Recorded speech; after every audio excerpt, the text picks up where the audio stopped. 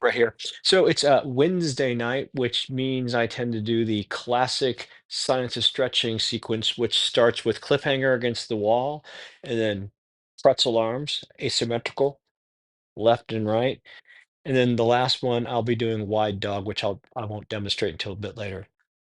And I've got those two things right there. So I'm good to go. I'm gonna go ahead and get started. Cliffhanger is actually one of my favorite poses. It's also one of the more intense poses. I'm going to get on my stomach. The head is touching the wall just about. I'm going to reach up, grab the wall, and hang for about 5 minutes. Here we go. Alexa, 5 minute timer.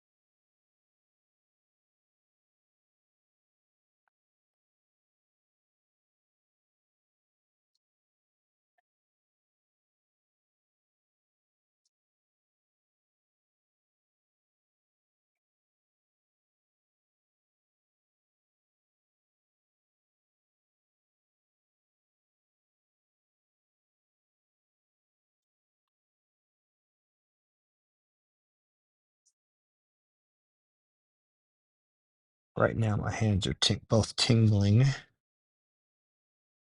and wow, my neck is really extended. Certainly got my shoulders wide open so the synovial fluid can float in.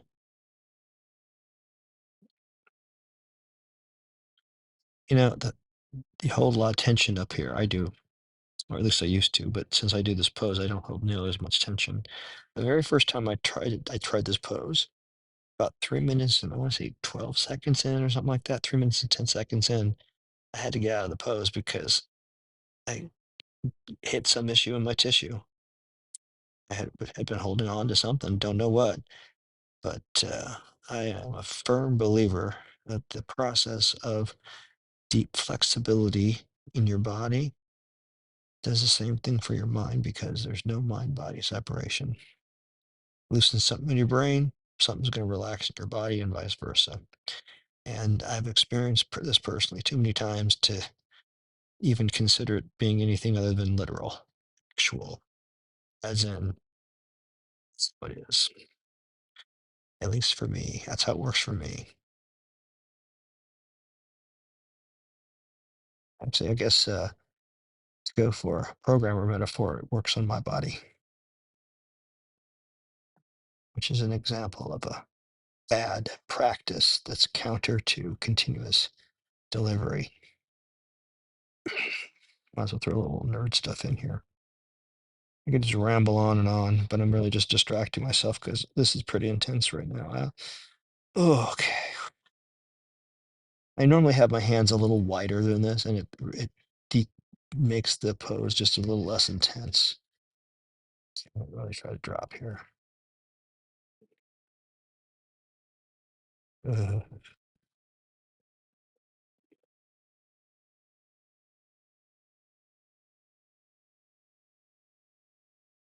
Oh, that's way too much in my neck.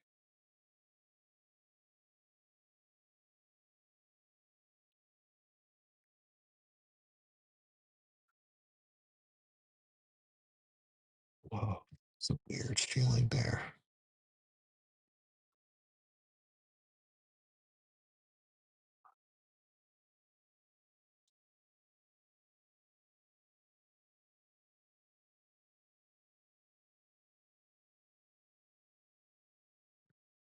Oh my gosh.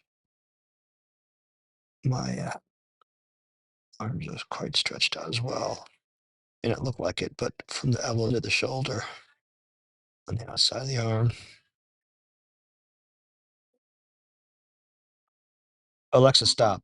Okay, my arms are trash right now, so I'm gonna push up with my stomach, get my arms a little bit up, flex, and then just slide them down. And oh, oh, man. And just rest here for a second. Ay. Oh boy. Okay, that was good. But that was intense. Whoa. Even though I've been doing this stuff now for 3.5 years, I still have times when I just get really deep. And it could mean that I've made progress, or it could mean that I had regressed a bit and I just got back to baseline. All right, now pretzel arms. I'm gonna lay on my stomach again. I don't like didn't last very long. Let's see, I'll get the middle of the mat here.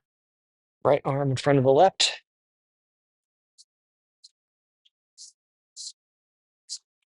There we go. And Alexa, 5-minute timer. Oh, that is pretty intense already. Actually, I'm gonna just not go into this full right now. So here's the thing. I'm gonna be here for 5 minutes. Hello, Chesh. And if it starts off too intense, I'm gonna go too deep. And the problem with going too deep is if you go from a 7 to an 8, you might actually end up not getting as much progress as if you're at a 7. If you push too hard, you're going too far too fast. Your reflex response will tighten you up. So you need to go up to, but not over that edge. However, you don't want to get there in 5 seconds. You want to get there after maybe a couple of minutes. If I'm going to be here for 5 minutes, you got a couple of minutes to sort of warm up into it. It's feeling much better now already. So I can now put my chin down and I can really start to relax. Now, it may not be obvious, but when I push down like this on my arms, my shoulders are actually pulling apart from each other. So it feels like I'm stretching my shoulders apart. But really, I'm doing an intense turtle back if we're thinking from a Tai Chi perspective.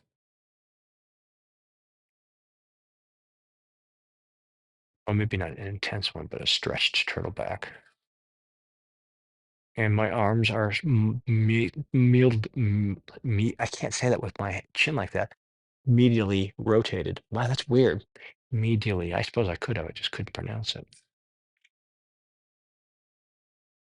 And I only mentioned the medial rotation because one of the ways to help yourself get some biofeedback into the whole Wu Chi stance is to put your thumbs on the seams of your jeans or on the side of your thighs, and then roll forward until the tiger's mouth. So that C section, that C is touching your leg. And what that does is it rotates your hands medially like that. And it relaxes the ligaments on the inside of the arm, which allows the sternum to relax down the body. When you relax the sternum, you pull the spinal column down. And so what you do is you go for a neutral pelvis, you tuck your tailbone, you extend your spine upward by pushing up your fontanelle, and then you medially rotate your arms, relax your sternum. Your sternum allows your spinal column to get set right into the pelvic floor, and you are now rooted. And to me, the first time I did it was about, was it 5, 6 months ago? No, I guess it was about a year ago. And it was night and day. It was obvious. It was it was amazing to feel, and I can't always do it, but it's definitely something worth practicing.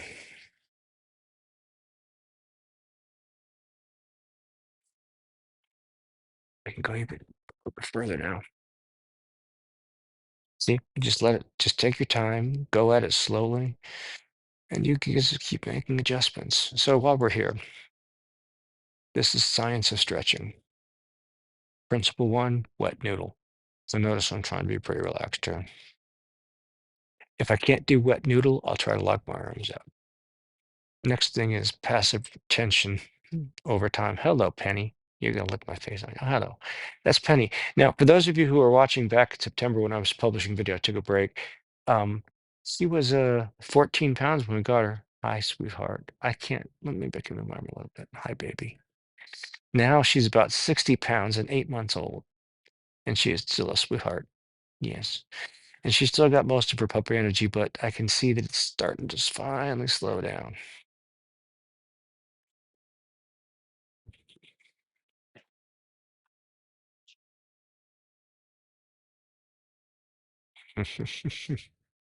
Okay, I can't even look up the TV right now, the screen to see if you see here. If you can't see the dog that's here, then either I'm insane, which I probably am in a number of respects, or she's clipped off the video. So anyway, wet noodle, passive retention over time, and breathe to relax. Now, I'm not doing that, but that white band I've got around my neck is at I think it's 37 hertz, which it will stimulate the parasympathetic nervous system, and I've got it near my vagus nerve around my neck, close enough that it's going to hit my back. Alexa, stop. Okay, now again, I can't really use my arms, so I push up with my stomach and slowly slide my arms. Oh man, that's pretty intense. Okay, other side. This is an asymmetrical pose, so there's a and a B, or a right and a left in this case. Okay, so anyway, breathe to relax. Now, so breathe, Alexa, 5 minute timer. Breathe about to an inhale of 4 and an exhale of 8. I'm not doing that right now because I'm talking, so I'm not, but I'm pretty relaxed already. And also, like I said, this white band is stimulating my parasympathetic nervous system. The vagus nerve goes through either the right or the left side.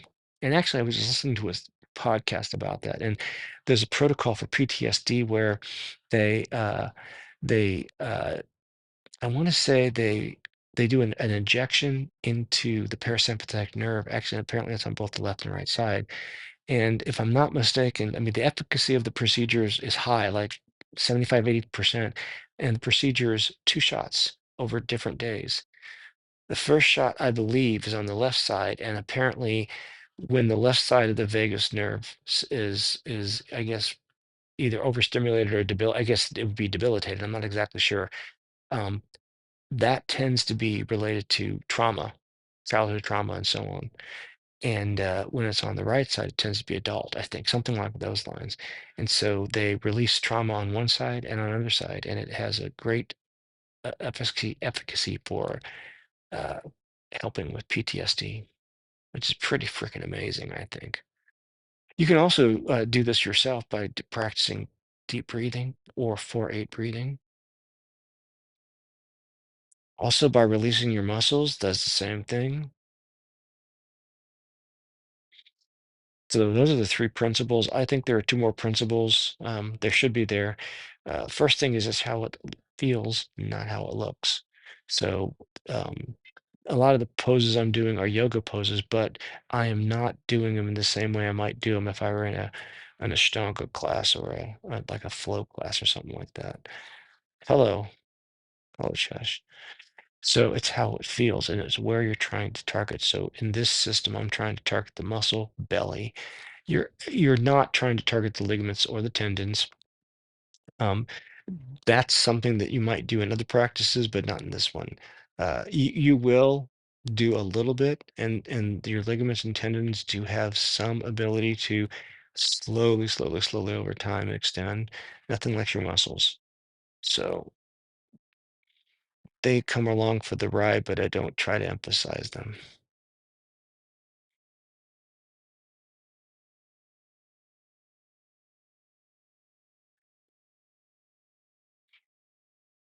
I wonder if you can even see me. Oh yeah. Well, anyway, Penny's just asleep right there.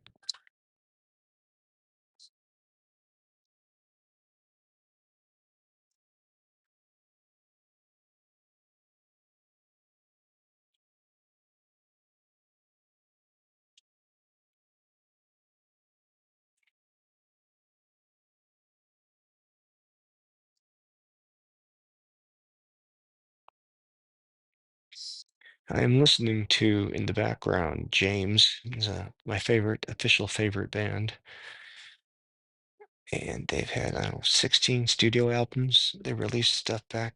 I don't know, it would have been early '80s or was it even late '70s? I think early '80s. I don't actually know off the top of my head. Certainly the '80s. They broke up for 8 years. Tim Booth, the lead singer, put out a couple albums, and he did one with the guy who did the music for Twin Peaks. And that was called Booth and Bad Angel. And then he also did one called Bone or something like that. I don't remember what it's called. It's a really good album. But the interesting thing, it has many of the same themes that he's had on many of the other albums. So it's, things about spirituality, things about reincarnating, coming back through time, things about being connected across incarnations. It's a pretty common theme. Love, environmental exploitation. This particular song called Mobile God is about the addiction of mobile phones. It's a very catchy tune, actually.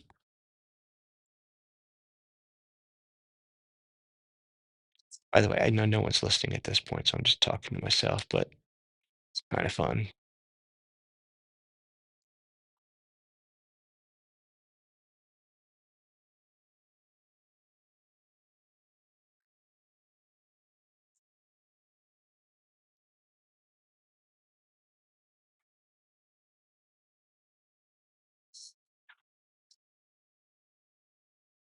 I mean, there's a little bit more before the end of my time.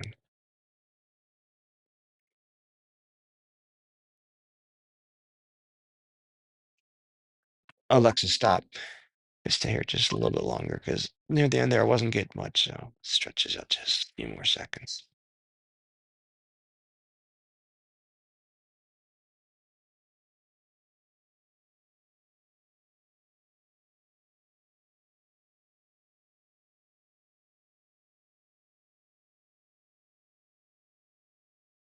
Okay.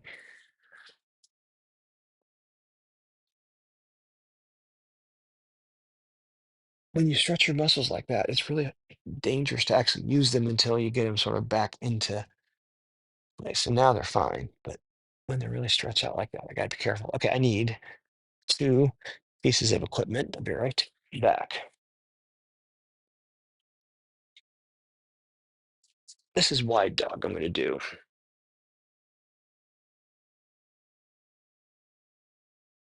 I think this will be a perfectly fine view. All right, so I'm gonna have my feet pretty wide. If you're heavy yoga mat, it would be outside your yoga mat, and I tend to go a little bit wider than that, but wide. I want my arms straight out. Now, the classic form of wide dog looks like this, and I can do it. The problem is I'm getting a great stretch in the back of my legs. I'm getting nothing where I want to target, which is right here. So by adjusting up, I get a much more targeted stretch, or rather a stretch where I need it. Now, what I'm going to do is actually that's pretty good already. But I'm gonna this pillow there. This one I'm going to try to relax for 5 minutes, and it's really important to get it set up right. That's no, that's not quite right.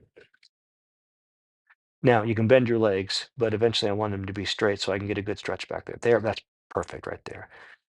Okay, Alexa, 5-minute timer. And my visualization is I'm trying to relax my breastbone straight down onto the floor below. Of course, it's not going anywhere, but that's my visualization.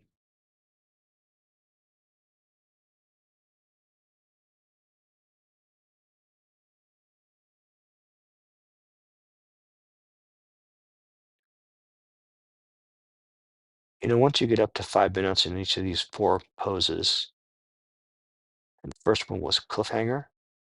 Then there was a blaster on the one side, blaster right. S- No, that's not blaster. I'm sorry. It's pretzel arms right, pretzel arms left. Blaster was last night. And then this wide dog. If you tend to hold tension in your shoulders, that will no longer be possible. In fact, I've said this story before, but the part of the back that I'm trying to target is actually a part of my back that had probably been frozen since I think it was 1983. I used to have a heart murmur, and my blood pressure would just drop, and I grew out of it, so I don't have that anymore. It's all fine. But I was walking the bike across the train bridge, and I blacked out, fell off the train bridge about 17 feet, and I landed on my back. And I didn't realize. It's been so long. I just sort of was used to it being the way it was. And when I made the adjustment from the floor to the elevated version of this pose, all of a sudden, snap, snap, snap, something let go. So I released my back, and all of a sudden, that enabled me to relax my sternum and for the first time in my life engage my pelvic floor. And that's why it was so recent, because it was an adjustment to this pose, which actually, now that I think about it, let's see, well, probably February of last year. It's about about February, March of last year is when that happened, because I took a certified coach training for science and stretching. It was great. I wanted to deepen my personal practice, and I occasionally coach people and such, but not very often. But because I was in that class, I got the adjustment to this pose, and this adjustment went from being stretching the back of my legs to releasing something that had been frozen since around 1983. So for like 41 years. I mean, it sounds ridiculous, but I mean, that's what happened.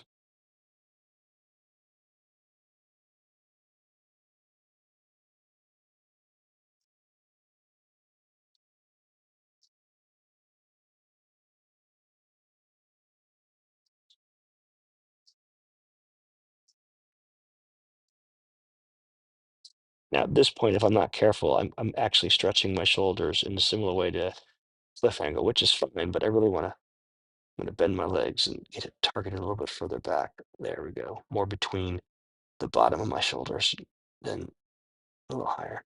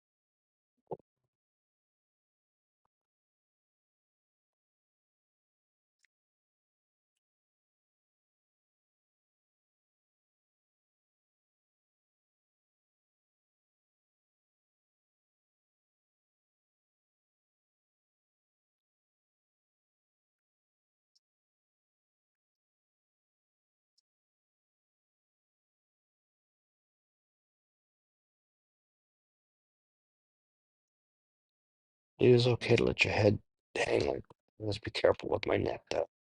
That's another story. When I was 22, I was involved with was our car was in was rear-ended, and I got whiplash, and I never really took care of it. So years later, like in my 30s, I found out that my C4 had been misformed. I actually think that it probably isn't anymore. I'll bet you, given the 10 years of Tai Chi that I've been practicing and trying to emphasize fixing my posture, which I have, I bet you my body has grown back.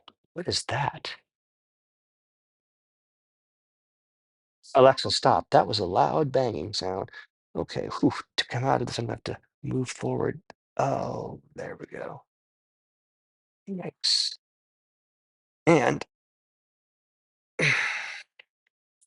that's it. Still wonder what that loud banging sound was, but I'll discover that later. Have a good night.